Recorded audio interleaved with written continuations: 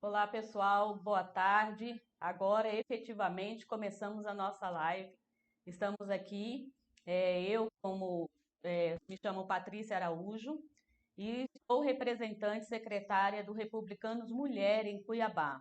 Com muito orgulho, estamos trabalhando nesse partido, me filiei há um ano e meio e o trabalho tem sido assim um trabalho muito bom por ser um partido conservador. E nós, mulheres, em sua grande maioria, queremos o bem, né, nosso, das mulheres, da nossa família, da nossa sociedade. E a gente vê que o tema de hoje, que estará comigo aqui hoje, que está aqui, é o doutor Hélio Ramos, que é professor de Direito na Faculdade de Direito de Processo Penal, né, doutor? Direito penal. Direito Penal, Direito Eleitoral e Direito Constitucional. Então, nós somos muito bem representados por ele, pelo conhecimento que ele tem. E nós temos uma boa notícia. A notícia agora é que nós, as mulheres, tivemos uma grande conquista no Senado, aprovando a participação da mulher, não somente os 30% do recurso destinado à mulher, né, na campanha eleitoral, como também 30% de ocupação das cadeiras na Câmara Municipal, na Assembleia Legislativa e no Congresso. Mas, no mínimo, 15% de ocupação, se não ocupasse 30%. Então, isso é muito bom, é um salto muito bom, até porque as mulheres não têm tanta experiência na política como os homens têm, né? Nós sabemos que a garantia do primeiro voto para a mulher, né, foi, se não me engano, em 1932. Então, nós estamos, assim, muito atrás. Precisamos realmente de ações como essa do Senado Federal, lógico que agora vai passar na segunda casa, no Congresso Nacional, lá na Câmara dos Deputados, e aí para ser aprovado. Então, eu quero perguntar para o professor, doutor Hélio, o que você achou dessa alteração do nosso código, dessa lei, né, que é lei eleitoral. O que o senhor achou em relação à mulher? Foi uma grande conquista? Você acha que isso vai ser aprovado? Você acha que lá na Câmara dos Deputados vai ser aprovado como foi no Senado? É, boa tarde a todos. Olá, né? Alguém pode estar assistindo à noite, mas primeiro agradecer o convite do Republicanos para a gente estar aqui batendo papo, falando de direito eleitoral, falando de direito constitucional, porque isso também envolve o direito constitucional. Afinal de contas, essa questão da participação feminina, ela vai ao encontro do que prega a Constituição em relação à paridade de gênero, né? Ou seja, homens e mulheres são iguais perante a lei. Se homens e mulheres são iguais perante a lei, eles têm que ter os mesmos direitos. Então, nesse quesito, a gente já coloca que algumas pessoas, né, podem questionar se essa alteração legislativa seria inconstitucional. Ela não é inconstitucional, ela é legal, né? Ela é constitucional, já foi declarado pelo Senado, pela Comissão de Constituição e Justiça como tal, né? E ela vem somar, e ela vem fazer com que a gente possa garantir a participação feminina no processo político eleitoral. Eu dou o exemplo, a Ordem dos Advogados do Brasil, na eleição agora de outubro de 2021, nós vamos ter eleição para a Ordem dos Advogados do Brasil, nas seccionais do Conselho Federal. Vai ser a primeira vez que será obrigatório a paridade entre os gêneros na composição das chapas das seccionais, das subseccionais e do Conselho Federal, ou seja, 50%.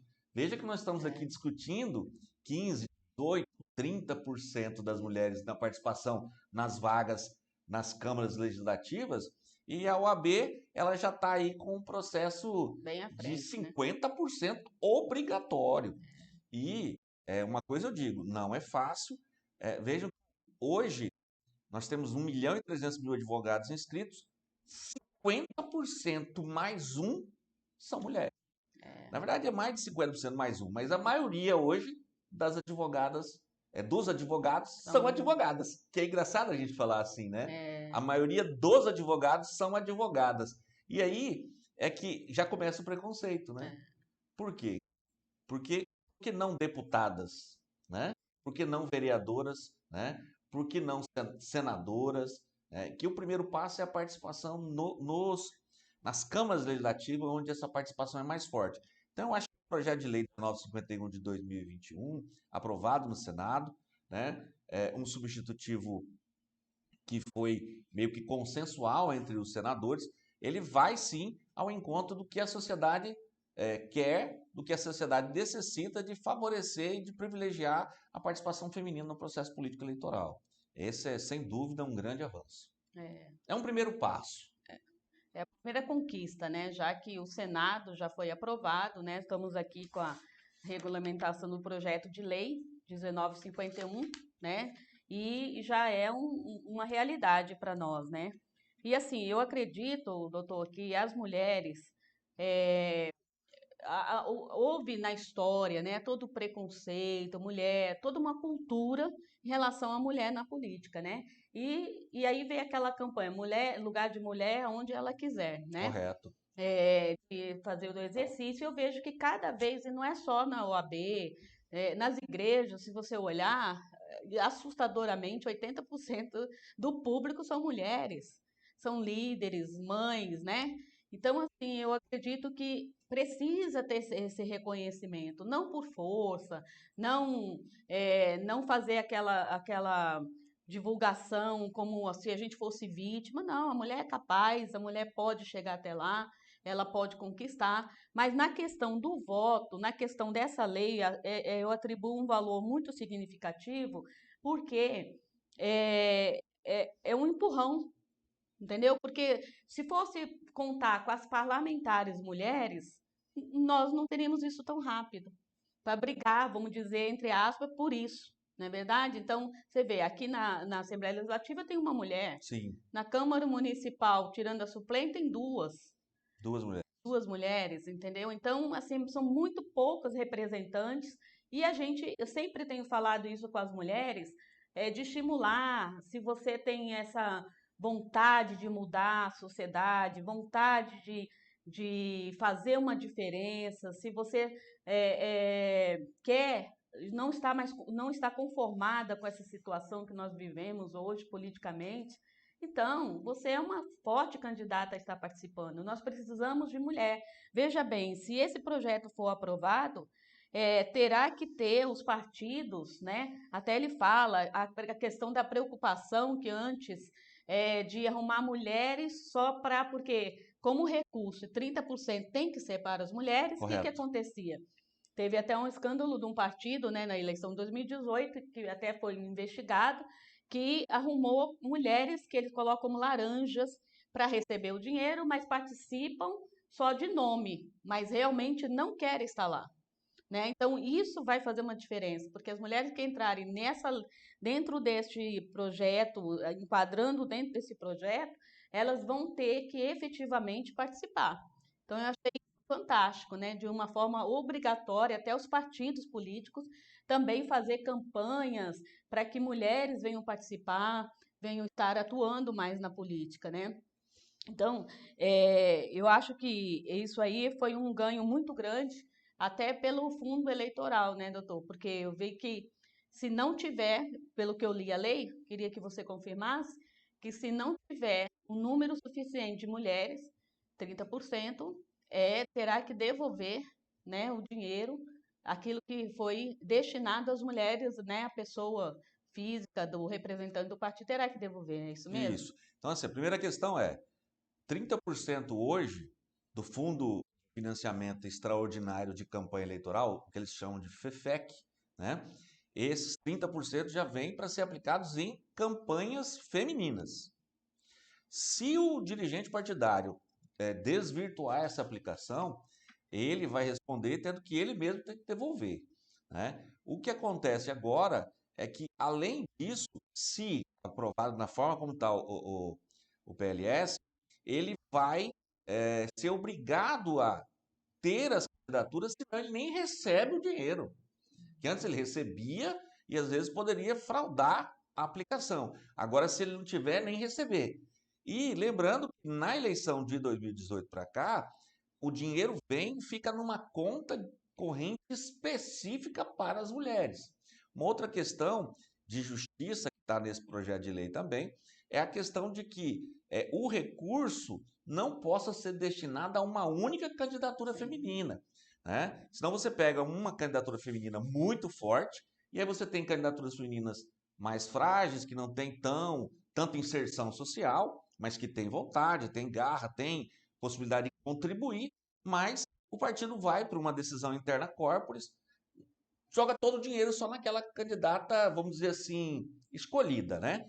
Agora, tudo isso vai depender, para ser aplicado na eleição do ano que vem, se a Câmara dos Deputados apreciar esse projeto até o dia 2 de outubro. Hoje são 21 de 21 julho. de julho. Né? Então, nós temos agosto e setembro, são cerca de 65 dias para a Câmara dos Deputados decidir referendar o que o Senado fez. Se eles modificarem alguma coisa, o projeto de lei tem que retornar para o Senado. Então, assim, são avanços. E os avanços a gente vai conseguindo eles passo a passo. Quando a lei começou, para poder colocar 30% de vagas de candidaturas para as mulheres, era assim, o partido reservará as vagas. Então, o partido não precisava lançar candidato. Ele tinha lá 100 candidatos, ele lançava 70 homens e deixava 30 vagas de mulher em aberto. Aí modificaram a lei. Modificaram a palavra reservará para Preencherá, né? Preencherá. E aí, a hora que ele falou preencherá, estabeleceu a proporção entre um e outro, criou a obrigatoriedade das candidaturas. E hoje nós estamos discutindo o quê? A obrigatoriedade da reserva de vagas lá na Câmara Federal, na Assembleia Legislativa e na Câmara de Vereadores dos cerca de 5.400 e poucos municípios brasileiros. Então, assim, é muita gente. Se você olhar, então, como a senhora bem lembrou, na Assembleia Legislativa nós temos a Janaína Riva, que é a única mulher. Por essa lei entrando em vigor para a próxima eleição, e a próxima eleição é a eleição de 2022 para a Assembleia Legislativa, para a Câmara Federal, né? O número de mulheres, no mínimo, na nossa Assembleia Legislativa, tinha que ser obrigatoriamente de 4. No mínimo, né? No mínimo 4. Reservado 4 vagas. Ou seja, suplentes, né? Que não estaria bem votada entre os homens, né, em termos Elas de vão voto, subir. elas vão subir. Isso também vai gerar, assim, uma certa... desconforto. Aquela coisa assim, pô, como é que eu tive 18 mil votos, né? Eu tive 18 mil votos, a mulher teve 12 mil, E ela tá entrou. lá atrás, ela vem e passa na minha frente para pegar a vaga. Mas isso é justiça. Por quê? Porque nós somos iguais na medida das nossas desigualdades. Por que que eu, que tenho o meu... Graças a Deus eu tenho perna, posso andar, posso falar, vou me diferenciar em relação a uma pessoa que possui uma necessidade especial? Porque ela tem uma cadeira de rodas que precisa de uma rampa. Eu não preciso da rampa. Mas então eu obrigo a fazer a rampa. E aí eu estou fazendo o quê? Procurando fazer com que desiguais se aproximem na igualdade. Se as mulheres são desprestigiadas historicamente, e isso nós sabemos que o são, e ainda são no Brasil, nós precisamos de mecanismos que façam quebrar esse patriarcado estrutural. Né? E uma das coisas que faz quebrar isso é a lei. E a gente vê isso claramente com a lei vindo, modificando as 30% das vagas, e agora vão reservar as vagas, e a gente vai, com certeza, ganhando mais participação. Eu sou um afiliado das mulheres, eu gosto de mulheres. E mulheres atuantes, né, doutor? No geral. No geral. Mas, assim, é bom reforçar isso, as mulheres que estão nos assistindo, que é um momento bom, né, se aprovado for na Câmara dos Deputados, e se não alterar e voltar para o Senado, né, doutor? Isso. Que é um trâmite meio demorado, mas a pressão da mulher, nós vemos que nós estamos tendo muitas conquistas no país pelos nossos posicionamentos, pelas nossas atuações políticas, as nossas opiniões, né? Porque não importa se é dona de casa, se faz uma diária, se é uma advogada, não importa, mas a mulher precisa estar mais atuante na política, porque a mulher, seja dona de casa, está lá na ponta, vai no mercado todo dia, vê o aumento do alimento, vê isso, vê aquilo e começa a questionar. Hoje a gente vê aqui a cabeça, inclusive, das jovens, né, doutor? Eu vejo as minhas noras, por exemplo, namoradas dos meus filhos, tem uma outra mentalidade em relação à política, entendeu? E eu convido, vamos participar. eu chamo as jovens também, porque a gente precisa renovar, né, para não morrer. Porque a conquista da mulher até hoje foi muito, muito preciosa. Teve lutas. Se eu não me engano, foi a Berta, que foi a precursora, né, na questão do voto, quando ele foi cancelado em 1922, os votos das mulheres. E aí simplesmente foi cancelado. E aí ela fez uma fundação para valorizar o voto, para respeitar o voto das mulheres. Em 1932, na época do Getúlio Vargas, as mulheres começaram a votar e valer o seu voto, né? A ter validade, porque elas já votaram em 2022, em 1922, mas não teve validade. Então, são conquistas, como o doutor Hélio colocou aqui, um avanço muito grande para nós mulheres, mas eu queria, quando eu li essa questão da vaga da mulher, eu falei, isso aí vai dar como diz um professor meu de direito penal, um quiprocó na cabeça, porque vai ter muito problema em relação a isso, né? Por exemplo, na Câmara dos Vereadores, aqui na Câmara dos Vereadores, nós temos duas mulheres, 21, São 25 vagas aqui em Cuiabá. 25 vagas. Se não me falha a memória, são 25. É, Então, né? se colocar aí na primeira reserva, o projeto ele traz um escalonamento, né? É, Na eleição do ano que vem já seriam 18% de vagas. Então, se você pegar 25, 18, vai ter em torno de 5 vagas, obrigatoriamente serão mulheres, né? E mais ou menos parecido com o que vai ser na Assembleia Legislativa. Então, assim, é uma forma de fazer com que os partidos se obriguem a buscar e chamar as mulheres para participação política. porque senão eles vão perder, né, em termos de representante nas casas, né? Certeza. Não vai ter representação. Então, de uma certa forma, obriga. Mas eu acho que não vai passar tão fácil, não, isso na Câmara, hein, doutor, dos deputados. Aí é que eu quero justamente esperando esse gancho para a gente poder falar. Nós estamos aqui hoje num canal Facebook, Instagram, YouTube de um partido que está discutindo justamente isso, fazendo já, antevendo que precisa trazer as mulheres para participar. Então, eu acho que o canal é esse aqui, as redes sociais. Você, mulher, jovem, esposa, trabalhadora, mãe, né, que está assistindo, que está vendo esse nosso bate-papo aqui, eu quero convidar você a se mobilizar. Aonde? Atrás do seu celular. Você vai pegar o seu celular e você vai começar a clicar, compartilhar e forçar com que os nossos representantes federais, aqui no Mato Grosso são 8, votem a favor desse projeto de lei para aumentar e viabilizar a garantia da participação feminina no processo político. Vai lá, compartilhe, discuta, comenta, curte, né? Que mais que tem? Eu não sei mais algumas coisas de redes sociais, então é isso aí. Tem que ir para cima, porque hoje o canal de pressão popular são as redes sociais, é a internet, e é lá que vocês têm que exercer seu poder para fazer essa pressão popular na Câmara Federal para aprovar esse projeto de lei que com certeza vai trazer ganhos efetivos para a democracia brasileira.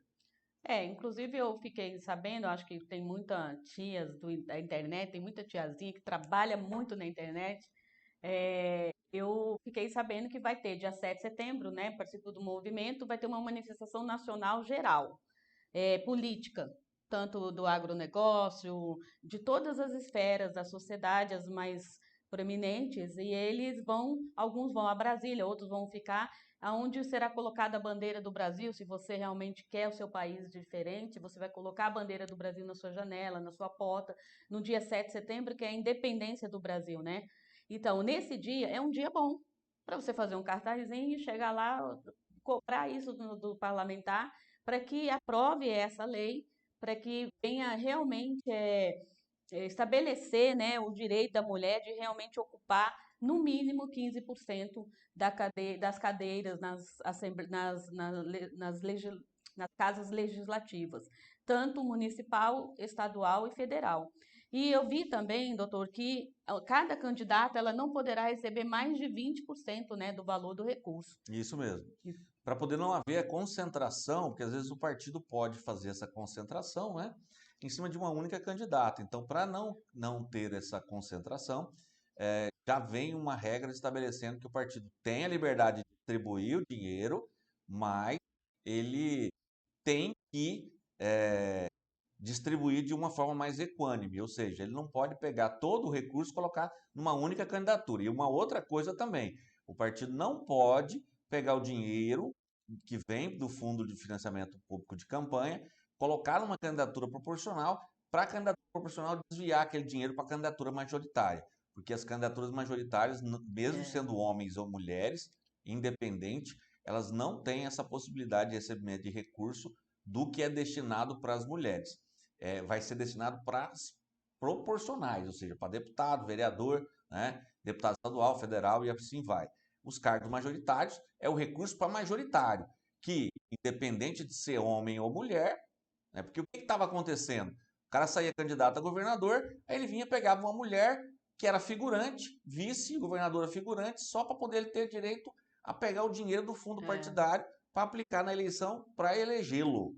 E aí, não dando uma estrutura política, um suporte para sua vice-governadora, porque na verdade o interesse era só um fantoche para recebimento de fundo partidário. Então, fala para o pessoal o que, que seria essa majoritária. Eu acho que as pessoas não Majoritários entendem. são os cargos de prefeito e vice-prefeito, governador e vice-governador, presidente e vice-presidente, e o senador e o primeiro e segundo suplente. As eleições no Brasil elas se dividem em majoritárias e proporcionais.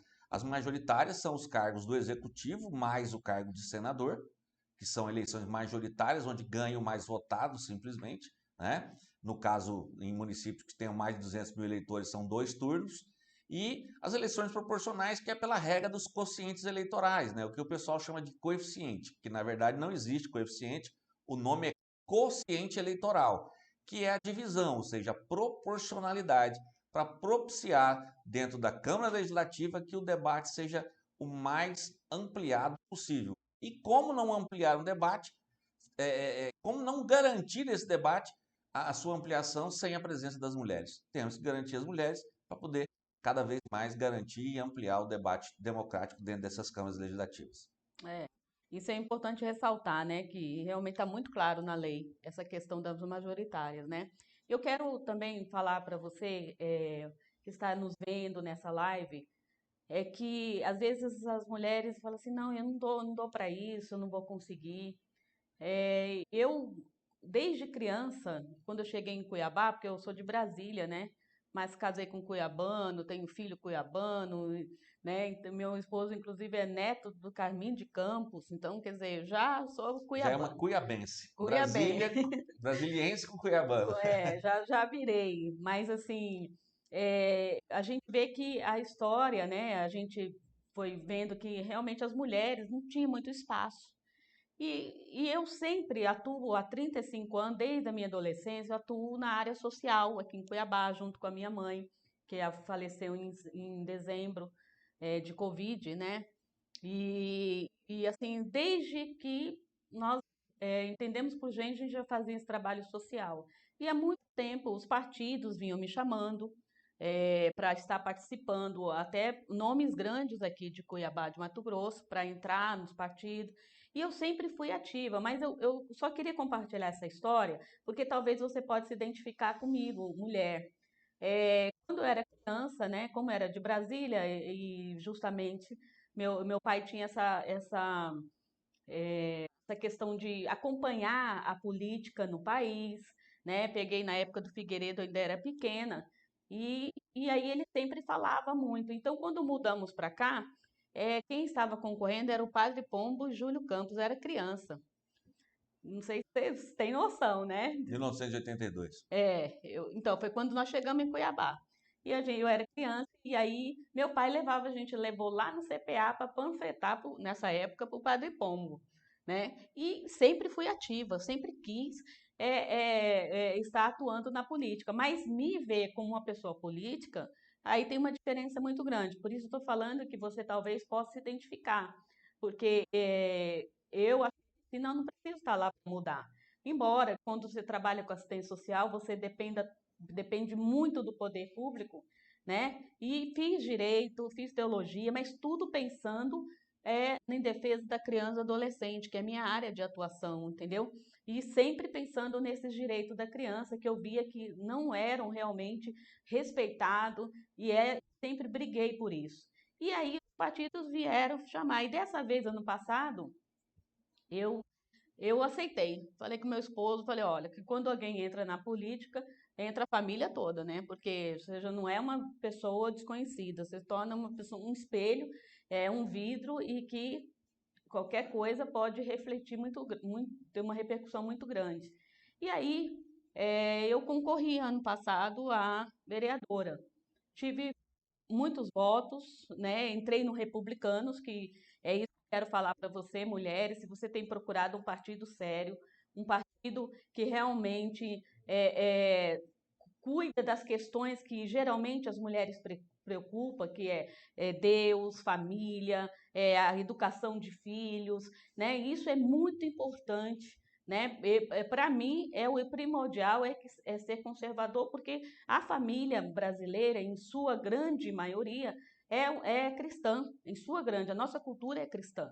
Então, eu quero indicar você o Partido Republicano, eu aceitei, depois de muitos anos, e apesar de não ser suplente, né, eu não estar lá na cadeira, mas eu me senti uma vitoriosa porque eu vi que realmente a gente pode fazer a diferença na política, mesmo fazia diferença no anonimato, mas às vezes a gente tem que ter a caneta, o poder, né, de decisão, o poder de propor, o poder de projetos de lei, né?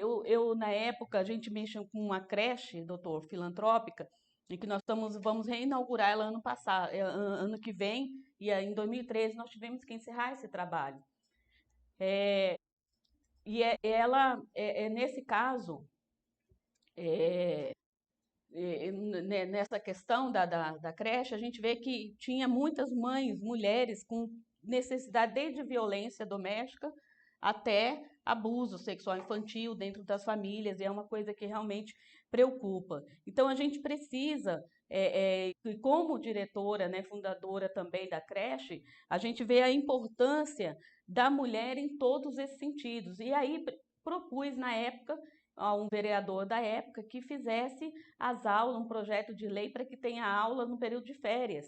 Porque a maioria nós brasileiros não temos férias 2 vezes por ano. E chegava o dilema nas férias de onde deixar os filhos, onde deixar as crianças. Então, eu fiz essa proposta e aí, infelizmente, não foi para frente. Então, é um exemplo que eu estou te dando, mulher, que são coisas práticas na vida da gente, que a gente quer mudança, mas a gente tem que lutar por isso, tá? Então, eu quero aqui deixar a minha palavra, o meu convite para você, mulher, que venha se filiar ao Partido Republicanos, tá? Eu gostei muito, participo, estou atuando e hoje, como secretária da Mulher em Cuiabá, convido você. Logo, logo nós estaremos fazendo um evento do Republicanos Mulher, onde nós vamos falar sobre o empreendedorismo. Há uma linha de crédito no governo estadual e a gente está procurando municipal, federal, para que venha a ajudar, porque nessa pandemia o que mais as pessoas têm falado para mim, eu quero participar, mas eu quero um emprego, né? Então eu quero que você venha olhar aqui é, a questão do empreendedorismo. Nós vamos estar anunciando aqui nas redes sociais sobre esse projeto, tá? E eu gostaria de perguntar, doutor Hélio, voltando ao nosso assunto, quais são as principais mudanças para as próximas eleições de 2022? Nós estamos aguardando aí até outubro para ver se o Congresso Nacional fará alterações mais, vamos dizer assim, alterações que venham a causar uma mudança muito grande no processo eleitoral. Eu acredito que essa questão que nós estamos discutindo aqui das mulheres, Já vai ser uma sendo mudança. aprovada na Câmara, é uma questão que vai criar um alvoroço muito grande.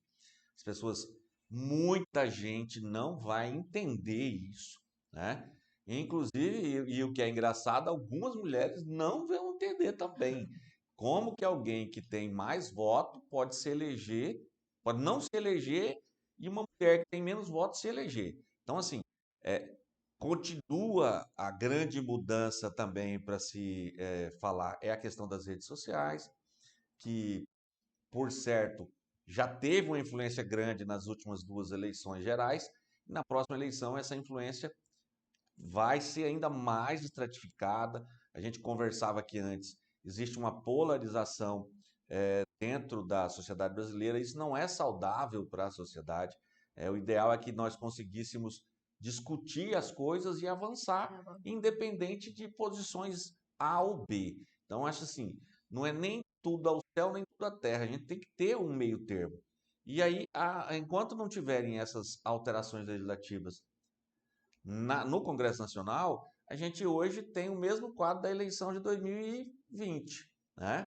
Lembrando que, se não amainar a questão da pandemia, nós vamos ter de novo um processo eleitoral muito complicado, com a dificuldade de locomoção, como foi na eleição, com a troca da data, como foi na eleição municipal, que tirou a eleição de outubro, jogou para novembro, né? Muito questionado se foi que essa mudança foi, mas tinha que se fazer eleição de qualquer jeito, porque não poderia se dar uma extensão dos mandatos para os atuais prefeitos e vereadores. Então, eu acho assim, rede social, né? A questão do financiamento público, que é uma outra questão que foi aprovada a semana passada, que inclusive houve uma proposta no Conselho Federal da OAB para se entrar com ação direta de inconstitucionalidade contra o aumento do fundo de financiamento de campanha de 1,8 bilhões para 5,7 bilhões de reais. Então, se tiver esse dinheiro, é uma coisa que vai também criar muita revolta, mas que, por certo, vai dar um gás na mobilização da eleição, porque dinheiro, as pessoas acabam fazendo com que o dinheiro circule, e isso é uma situação que a gente espera para ver como que vai ficar. Está aprovado, o presidente está lá na mão dele para ele sancionar ou não, acredito que ele até vá sancionar, porque seria estranho, afinal de contas a base dele participou e votou a favor da alteração, e aí já tem gente se mobilizando para declarar isso inconstitucional. Então, quais seriam as principais mudanças para a gente ter como pauta? Questão do fundo, o aumento triplicado do Triplicou, fundo, né? né? E acho que a grande mudança vai ser essa questão das mulheres. Entenda essa questão, nós vamos ter uma modificação muito grande no processo político e eu acredito que essa modificação seja saudável e benéfica. É um avanço, né? Um Com progresso. certo. Só que tem que acontecer até 2 de outubro, né? Até 2 de outubro, por certo, será um grande avanço. Um ano antes das eleições, né? Também eu gostaria também de fazer mais uma pergunta, né? Nós já estamos quase finalizando. É, qual é a média do coeficiente eleitoral para 2022 para deputados estadual e deputados federal e estadual em Mato Grosso? Eu acho que eu acredito que nós vamos ter uma leve diminuição em relação a 2018. Por mais que a gente tenha aumentado o número de eleitores, esse crescimento vegetativo ele é muito pequeno, em torno de 3 a 5%. Mas o que tem aumentado mesmo é a abstenção. São as pessoas que não vão votar, né? Então, entre brancos, nulos e abstenção, que é quem não vai votar, nós vamos ter em torno de uns 30 a 33% do eleitorado mato-grossense. Colocando que Mato Grosso hoje tem em torno de 2 milhões de eleitores, mais ou menos, tirando 33%, você vai sobrar aí 1 milhão e 700 mil votos válidos.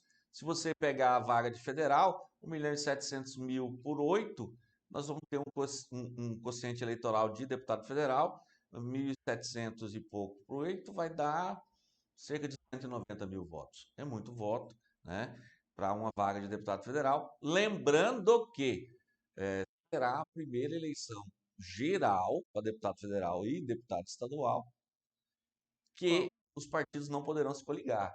Porque na eleição de 2020, nas eleições de vereadores, já não houve a coligação na proporcional. E na eleição, talvez essa, voltando àquela pergunta sua anterior, essa seria sim uma grande novidade para os deputados federais e deputados estaduais, que é a questão da impossibilidade da coligação nos cargos proporcionais.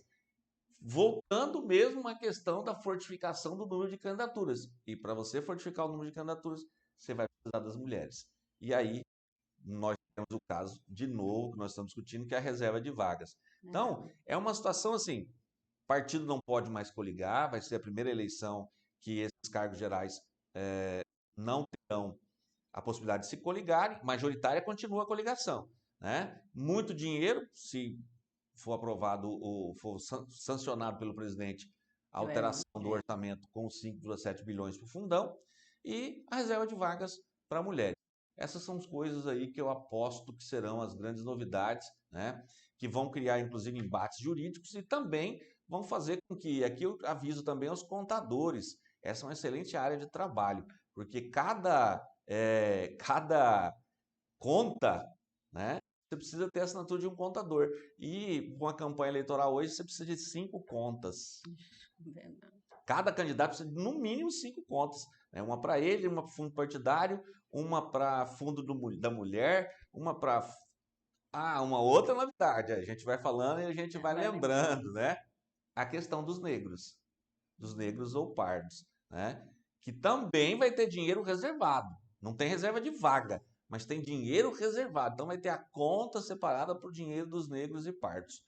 Também numa forma de buscar a igualdade social em relação ao quê? A uma cultura que alguns sociólogos falam que é uma cultura de discriminação racial estratificada dentro da nossa cultura social brasileira. Né? E aí eu não quero nem entrar nessa discussão, porque essa é uma discussão de outro nível. Mas, tendo ou não racismo, nós temos uma participação dessa etnia, por assim, dessa questão racial ainda minimizada. E isso vai proporcionar uma participação. E aí você tem que ter uma conta específica para os recursos dos negros, que tem que ter uma divisão em relação ao fundo partidário e ao fundo de financiamento de campanha, que tem que ter também de forma proporcional e equânime. Então são questões que estão postas já para acontecer, que já vem acontecendo. No caso das mulheres, a gente tem um projeto de lei que foi aprovado no Senado e em discussão na Câmara. Mas essa questão dos negros, do fundo partidário, do fundo de financiamento de campanha, né, do fundão que eles falam, isso aí já está decidido, a questão dos negros, isso daí já está decidido no STF. Então, assim, vai ter, serão novidades para a eleição do ano que Na vem. eleição do ano passado teve, né? A mulher, se fosse negra, ela receberia um percentual a mais, se eu não me engano. Não foi obrigatório, já Ah, tá. foi Então uma era situação, foi facultativo. indicado, mas Ah, na próxima eleição vai ser obrigatório. E aí começa o problema, porque é aquela questão da heteroidentificação.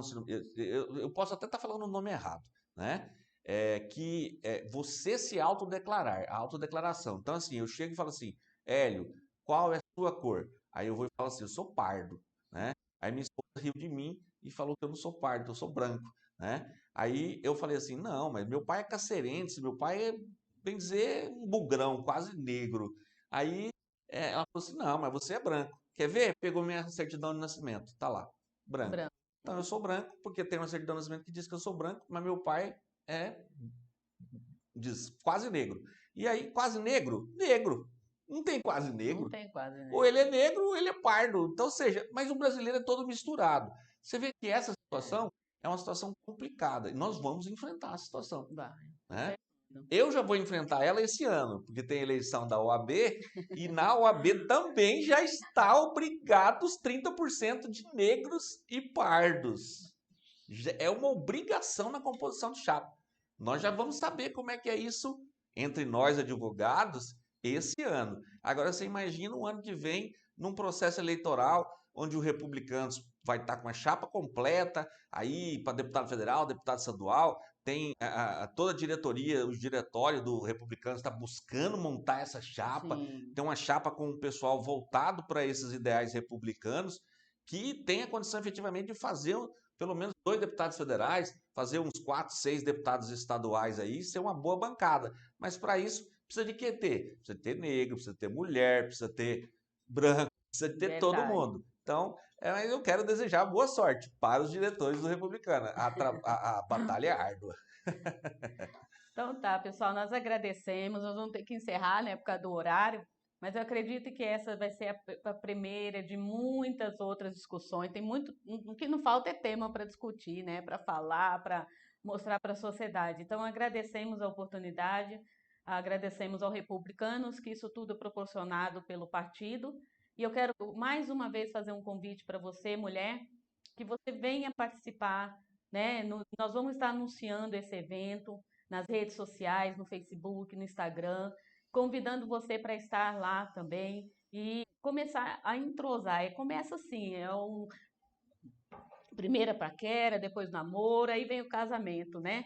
Então, eu quero convidar você e agradecer também toda a diretoria do Republicanos em Mato Grosso por eles nos proporcionar essa conversa tão boa e tão eficaz assim para a nossa democracia, tá? Que Deus abençoe a todos. Obrigada na pessoa do Vidal. Eu agradeço a toda a diretoria. Que Deus nos abençoe.